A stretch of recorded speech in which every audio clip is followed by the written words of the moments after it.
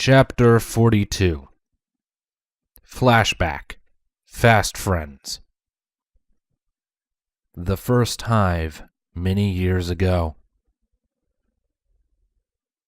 Chrysalis, stop staring. Queen Avia warned her young daughter, who was staring in awe at the various queens scattered around the place. But I have never seen so many queens before. How can you not be excited about this? Princess Chrysalis exclaimed. Avia could only give a light-hearted chuckle at her daughter's flustered features.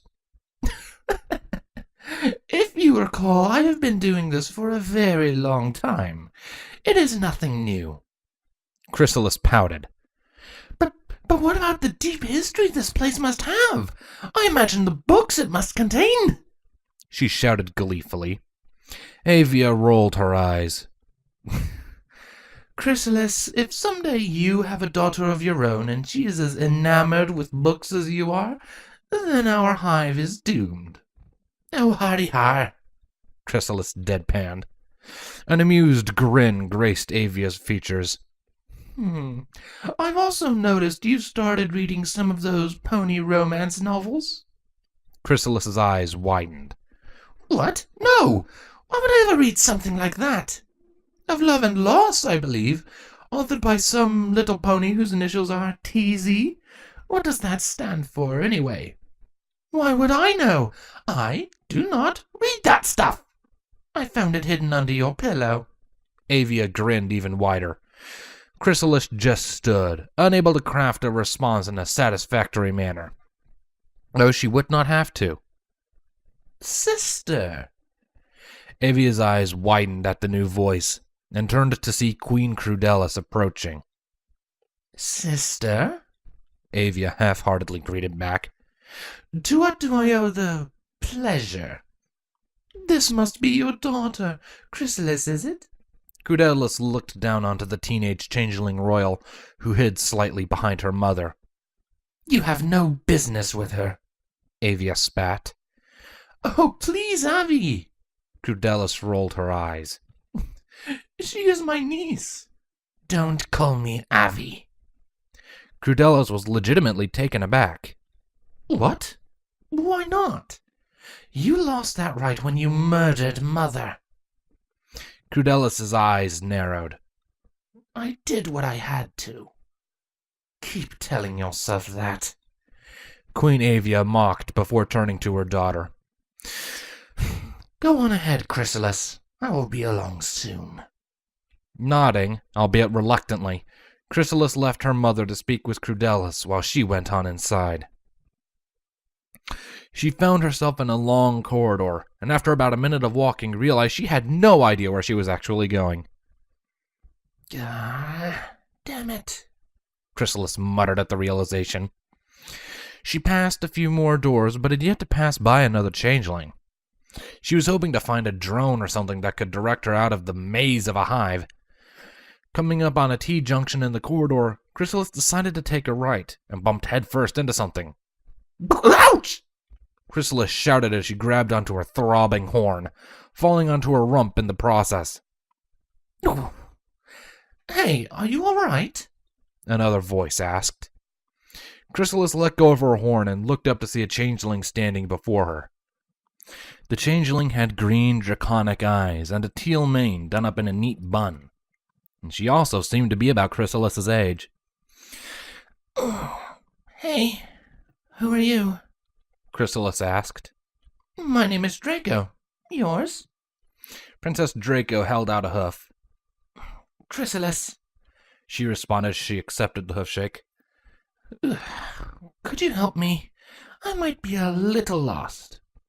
Draco chuckled sheepishly. Sorry, Chrysalis, I think we might be in the same boat then. Oh, fantastic, Chrysalis deadpanned. So, is it your first visit to the castle? Draco asked. It's mine. Yes, Chrysalis confirmed. Oh, this place is amazing, don't you think? I guess? Draco shrugged. You guess? Chrysalis gawked. Why can't others just appreciate the history behind sites like these? I wonder who built it originally. No idea. I never really thought about it. Chrysalis tapped her chin with a huff. Well, there must be a book on it somewhere. Draco raised an eyebrow. You really like books, huh? Chrysalis's eyes glinted gleefully. Are you kidding? What could be better than books and studying? Anything? Draco deadpanned. Chrysalis rolled her eyes. One day I will show the world the value of a good book. I'm sure you will. Draco smirked. Say, since you seem to study a bunch, do you know any good spells? One or two. Chrysalis smiled.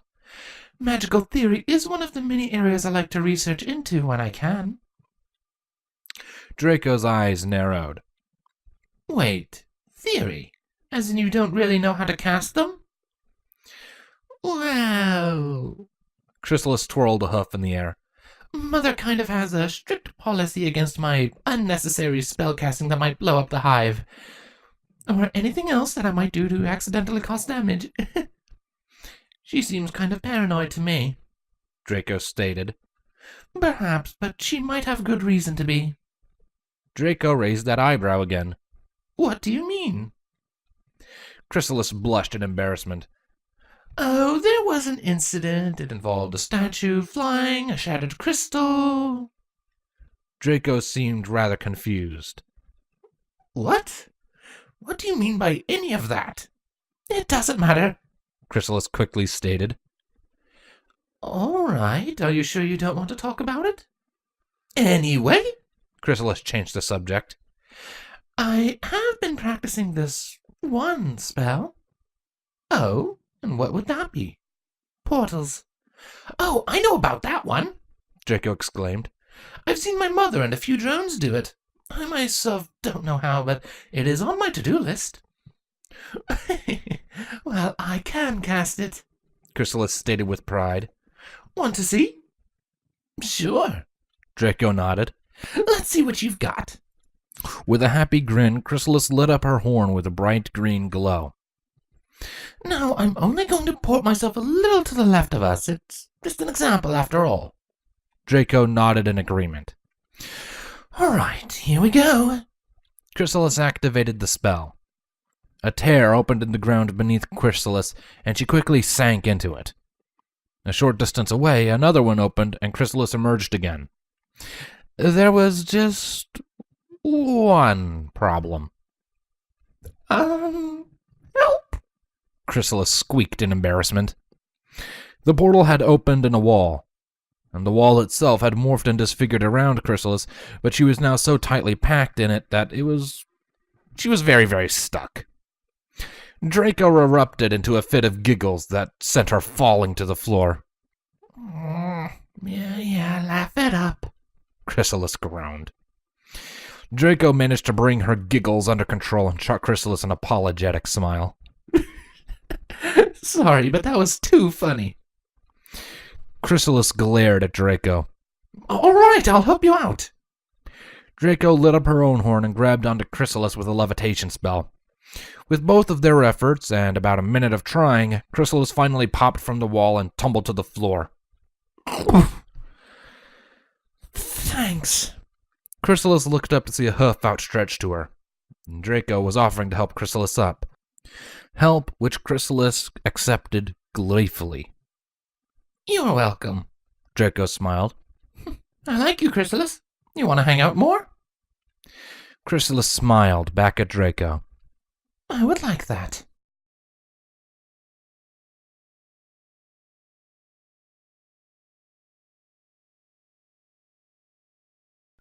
Thank you for tuning in for this chapter of Change by Tom117Z. If you enjoyed any of what you heard, please consider leaving a like. If you're not already, consider subscribing. And if you're really feeling incredibly generous and really want to support me in what I do, then there's a link to my Patreon down in the description below. Thank you very much for any and all support, be it like, sub, favorite, whatever. It's all helpful. I appreciate it all. Thank you for tuning in. I'll see you next time. Bye-bye.